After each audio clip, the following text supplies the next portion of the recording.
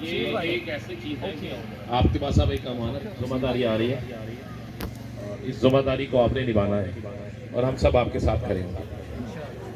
मैं खसूसी तौर पर शेखुपुरा प्रेस क्लब सदर सेक्रेटरी राना उस्मान साहब आपकी इजाज़त चाहिए बस। बिस्मिल्लाहिर्रहमानिर्रहीम। मैं प्रेस क्लब शेखुपुरा में बतौर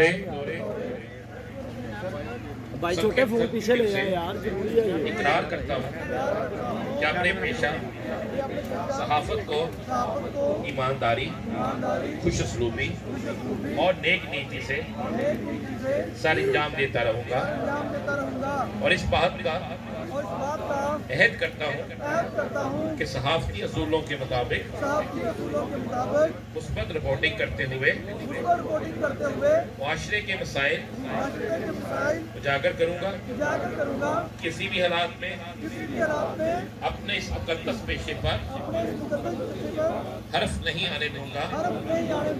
अपने शहर, इलाका और मुल्क व मिल्लत की बहबूद के लिए हर मुमकिन कोशिश करता रहूंगा और कलम की हुर्मत की